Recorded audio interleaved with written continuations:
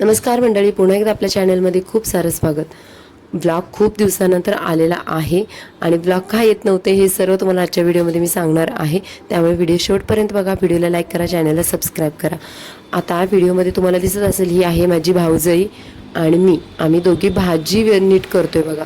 आता ही भाजी गावावरून आईनं दिलेली आहे, पण माझ्याजवळ पोहोचेपर्यंत त्याला 2 दिवस गेल्यामुळे ना भाजी खराब झाली आणि त्यामुळे भाजी नीट करायला एवढा वेळ गेला. आणि एवढ्या मोठ्या पिशवीभरून आईनं भाजी दिलेली, त्याच्यातून फक्त एवढी परातमध्ये तुम्हाला दिसते ना तेवढीच भाजी चांगली राहिलेली आहे. बाकीच्या भाजीची कशी कंडिशन झाली तुम्हाला मी दाखवते आणि त्याचबरोबर तुम्हाला स्टोरी पण सांगणार आहे की मी आजारी कशी पडले आणि मला काय काय झालं होतं ते. तर बघा, एवढी भाजी खराब झालेली आहे. खरं खूप वाईट वाटतं, कारण आईनं एवढ्या मेहनतीनं तिच्या कामामधून टाईम काढून ही भाजी रानामधून गोळा करून दिलेली आहे आणि इथे हिची येईपर्यंत अशी अवस्था होते. काय करणार, कधी कधी वेळेअभावी आम्हाला आणता आलेली नाही ती भाजी. आमच्या एका रिलेटिव्हकडे ही भाजी पाठवली होती तिने आणि आम्हाला आणताच आली नाही आहे, त्यामुळे एवढीशीच भाजी निघाली. तर म्हटलं चला, आईनं दिलेल्या भाजीचं आज भाजी बनवून घ्यावी, म्हणजे शेपू आणि त्याच्यासोबत चुका आमच्या गावाला बोलतात, तर ते दोन्ही मिक्स करून मी आज भाजी बनवणार होते. तर त्याच्यासोबत तुम्हाला माझी स्टोरी पण सांगते की मी आजारी कशी पडले. तर काय झालेलं, काही दिवसांपूर्वी मी भांडुपला गेले होते. आता भांडुपला आमचे भरपूर सारे रिलेटिव्ह राहतात, माझे चुलते, मामा, माझा भाऊ, अजून भरपूर सारे रिलेटिव्ह आमचे भांडुपला आहेत. मग मी भांडुपला गेली होती की माझी मामी आहेत, त्या मामींचे वडील एक्सपायर झाल्यामुळे मी त्यांना भेटण्यासाठी गेले होते. आणि मी माझी फॅमिली म्हणजे माझे मिस्टर आणि शनाया, इशिकाला घेऊन मी गेले होते. जाताना मी ट्रेनमधून गेलो होतो. आता जाताना तब्येत व्यवस्थित होती, पण तिथं गेल्यानंतर अचानक काय झालं काय माहिती, किंवा ट्रेनमध्ये हवा वगैरे जास्त लागली की काय, काही समजलं नाही. तिथं गेल्यानंतर थोड्या वेळानंतर मला असं जाणवायला लागलं की मला थोडंसं विकनेस येतो आणि थोडीशी सर्दी वाटते, शिंका वगैरे यायला लागल्या. त्यानंतर रात्रीचं खूपच हे झालं की रात्रभर मला तर झोपच पण नाही लागली. जेवण वगैरे आम्ही केलं भावाकडे आणि त्यानंतर खूप मी झोपण्याचा वगैरे प्रयत्न केला, पण मला झोपच येत नव्हती आणि नुसतं अंग वगैरे जड, कणकणी असं झालेलं ते. म्हटलं सकाळपर्यंत बरं होईल, आणि शिवाय पाहुण्यांकडे गेल्यानंतर आजारी पडलं का ते बरोबर वाटत नाही. आता हीच कंडिशन माझी घरी झाली असती तर मग मी गेलेच नसते, पण नेमकं तिथं गेल्यानंतर या गोष्टी घडल्या. त्यामुळं मग तसंच रात्रभर मी काढलं. पहाटेचं पण मला झोप लागत नव्हती. काही वेळानंतर मग पहाटेचं मी झोपले.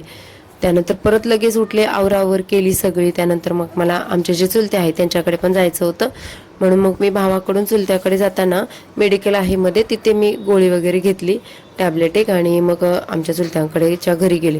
तिथे गेल्यानंतर तर अजूनच मला जास्तच ते जाणवायला लागलं की मला व्यवस्थित बोलताही येईना आणि खूप असं सर्दीच, बाकी काहीच त्रास नव्हता. सर्दी, शिंका, डोकं आणि हळूहळू मला ताप पण भरायला लागला. आता हे काय नॉर्मल आहे, हे काय एवढं म्हणजे सिरियस घेण्यासारखं नव्हतं, कारण सर्दी नॉर्मली सगळ्यांना होते. तर तसंच मला पण वाटलं की माझी ही सर्दी अगदी नॉर्मल आहे, गोळी घेतल्यानंतर बरं होईल.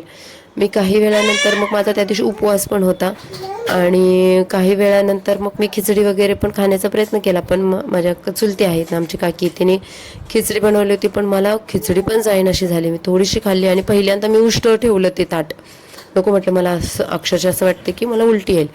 त्यानंतर मग मी जरा वेळ आरामच केला. म्हटलं चला झोपूया. आम्हाला यायचं होतं आमच्या घरी इकडे बदलापूरला, पण मला उठवतच नव्हतं. मग आम्ही तिथेच काही वेळ आराम केला. त्यानंतर मग खाली वगैरे आलो, मामांकडे थांबलो, सगळ्यांची परत एकदा भेटीगाठी घेतल्या. आणि येताना आम्हाला उज्ज्वलाला, म्हणजे माझी भाऊजी आहे, तिला पण घेऊन यायचं होतं, कारण त्यांच्या रूमचं पण काम होतं आणि विशालला पण थोडं कामानिमित्त बाहेर जायचं होतं. त्यामुळे येताना आम्ही तिला घेऊन आलो आणि अक्षरशः येताना पण ट्रेनमध्ये एवढी गर्दी की आम्हाला बसायला जागाच नाही भेटली.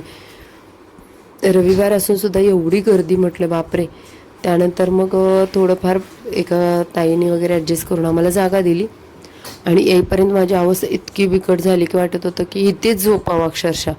त्यानंतर कसं बसं ऑटो केलं आणि आम्ही घरी आलो. घरी आल्यानंतर त्या दिवशी उपवास असल्यामुळे खाणं पण काय झालं नव्हतं. आल्यानंतर मी अक्षरशः झोपले. झोपल्यानंतर आता म्हटलं गोळी वगैरे घेतली होती, तर म्हटलं आता बरं वाटेल, पण बरं वाटायचं काहीच लक्षण दिसेना. हळूहळू माझा ताप आणि ती कणकणी वाढत गेली आणि इतकी वाढलं की वाटायला लागलं ही सर्दीपेक्षा दुसरंच काहीतरी जास्तच झालंय वेगळं. हे व्हायरल होतं. शिवाय डॉक्टरांच्या सल्ल्यानं सगळं टॅबलेट वगैरे घेणं माझं चालू होतं, पण मी इतकी संध्याकाळपर्यंत जाम झाली की विचारायला नको, की माझं डोकं जाम झालं, खूपच कणकणी आली. त्यानंतर मग गोळ्या वगैरे आणल्या माझ्या मिस्टरांनी संध्याकाळी आणि त्या पण मी खाल्ल्या. आणि त्याच्यानंतर म्हटलं हळूहळू बरं वाटेल. आणि बरं वाटायचं सोडून अजूनच मला जास्तच व्हायला लागलं, तो त्रासच जास्त व्हायला लागला की घसा पकडला, बोलता पण येईना आणि सर्दी ताप या गोष्टी पण जास्तच वाढल्या. सर्दी एवढी वाढली की नाक पण पूर्ण पॅक झालं. आणि शिवाय घरी आमच्या पाहुणे आले होते, पाहुणे म्हणजे माझी भाऊजाई होती. बरं तिच्यासोबत आता ती काम करते आपल्या घरात आणि आपण अगदी झोपून राहणं हे पण काही बरोबर वाटत नव्हतं. म्हणून मी स्वतःला इतकं स्ट्रॉंग ठेवायचा प्रयत्न केला की नाही मी बरी होणार, लवकर बरी होणार. म्हणून मी एवढं स्ट्रॉंग ठेवून ती काम करत होती तिच्यासोबतच. म्हणजे असं व्हायला नको ना, आपल्या घरी पाहुणे आले आणि आपण आजारी, ते बरोबर नाही वाटत. त्यामुळे मग मी काम करायचं तेवढ्यातून ते प्रयत्न करायचे आणि जी कामं आहेत ते आवरून घ्यायची आणि दुपारी झोपायचे, 3-4 तास झोपायची.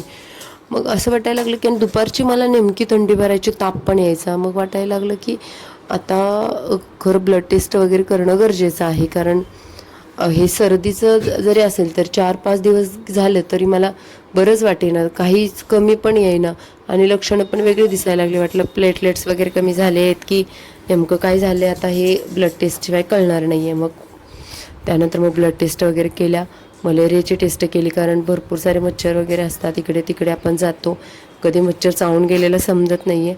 आणि त्यानंतर मलेरिया वगैरे अशा गोष्टी आपल्याला घडतात आपल्यासोबत. आणि ते जास्तच पुढे गेलं किंवा ते जास्त बिकट झालं तर मग आणखी ॲडमिट करा, हे करा, ते करा. आणि शिवाय आपलं काळजी घेणार तर इथं पण दुसरं कोणी नाही आहे. म्हणून मी पटकन ब्लड टेस्टला गेले. त्या दिवशी पण मला चालवत नव्हतं, अक्षरशः माझ्या फ्रेंडला बोलवून घेतलं आणि तिच्यासोबत मग मी ब्लड टेस्ट करायला गेले. ब्लड टेस्ट वगैरे केलं. संध्याकाळी रिपोर्ट येणार होते आणि रिपोर्ट नॉर्मल आले. मलेरियाचे तर काय निगेटिव्ह आली आणि प्लेटलेट्स वगैरे चांगले होते, त्यामुळे डेंग्यू पण नव्हतं. मग एवढं कशामुळे होते हे माझ्या मनासारखं प्रश्नाच्या प्रमाणाचे जाऊन दे, मी जरा दुर्लक्षच करायचा प्रयत्न केला. पण त्याच्यानंतरचे माझं डोकं धरलं की अक्षरशः मला आज 5 ते 6 दिवस झाले ते डोकंच माझं कमी येत नाही आहे. तेवढं थोड्या वेळ गोळ्या वगैरे घेतल्या, टॅबलेट घेतल्या की डोकं कमी येते. आणि त्यानंतर दुपारचं किंवा सकाळचं असं ते मिसमॅचच टाईम आहेत, त्यावेळेस डोकं इतकं दुखतं आहे की मला समजतच नाही की नेमकं म्हणजे याच्यावरती काय. आता त्याच्यावरती गोळ्या वगैरे पण चालू आहे, सगळं चालू आहे. म्हणजे एवढीशी सर्दी, मला याचा अंदाज पण नव्हता की एवढं हे पुढं प्रकरण असं ताप किंवा एवढी कणकणी एवढ्या सगळ्या गोष्टी घडतील. शिवाय पाहुणे पण आलेले, शिवाय छोटी बाळं पण आहे घरात. मग आपण त्यांचं बघणार की आपलं बघणार की काय करणार, मला काही सुचत नव्हतं. त्यामध्ये परत इशिकाची पण तब्येत काही दिवस खराब होती, कारण ती फिडिंग करते त्यामुळे तिला स्टार्टिंगला तिला पण सर्दी आली होती. आणि शनायाची पण तब्येत खराब झाली, आमच्या सगळ्यांची तब्येत खराब झाली अचानक. आणि त्यामुळे ते दडपणच आलं की आजारपणाचं की काय याच्यातून आता काहीतरी आपल्याला मार्ग काढायला पाहिजे, चांगलं होणं गरजेचं आहे, झोपून चालणारच नाही आहे. म्हणून मी मनाला इतकं स्ट्रॉंग करत गेले आणि त्यानंतर मग हळूहळू हे सगळ्या गोष्टी कमी होत गेल्या. पण डोक्याचं प्रमाण दुखण्याचं अजूनही तसंच आहे. म्हणजे एक झालं की एक झालं की एक अशा पद्धतीनं हे दुखणं माझं वाढत गेलं. त्याच्यानंतर आता तर 4 दिवस झालं कानातून ऐकायलाच येत नाही. एक कानठेळी म्हणतो ना आपण, तसं बसलेलं आहे कानठेळी आणि एका कानातून ऐकायलाच येत नाही आहे. या सगळ्या गोष्टी सर्दीनं घडलेल्या आहेत. म्हणजे एवढीशी सर्दी बघा काय करू शकते. मला एवढी सर्दी पहिल्यांदाच झाली, त्यामुळे मला तुमच्यासोबत काही शेअर करता आलं नाही, व्हिडिओ शेअर करता आले नाहीत, काहीच नाही. मग हळूहळू आता जरा बरं वाटायला लागलेलं आहे. आणि मग असं मग भाजी जी होती ती तुम्हाला दाखवली बोलत बोलत. सोबत डोसे बनवले होते दुसऱ्या दिवशी उठून. ते दोन्ही ब्लॉग मी मिक्स केलेले आहे, कारण मला कंटिन्यू ब्लॉग करणं पॉसिबल वाटत नव्हतं, कारण मला जास्त वेळ उभंच राहता येत नव्हतं. त्यात उज्ज्वला मदतीला असल्यामुळे या गोष्टी सगळ्या सांभाळल्या गेल्या. आणि मुलं पण होती, म्हणजे माझ्या भावाचा मुलगा, माझी इशिका, आणि त्यांना बघून थोडंसं दुखणं पण विसरायला व्हायचं. आणि मी जास्त म्हणजे प्रेझेंट करायला बघायचे की मी अगदी ओके आहे. तर अशा पद्धतीचे हे आमचे 10-12 दिवस अक्षरशः गेले ना. पाहुण्यांसोबत हे असं आजार पण आलं होतं मला. तर हा होता आपला आजचा व्लॉग. तर लवकरात लवकर बरी होईन आणि लवकरात लवकर तुमच्यासोबत व्लॉग पण छान छान शेअर करेन. तर चला भेटू पुढच्या व्लॉगमध्ये. Bye bye.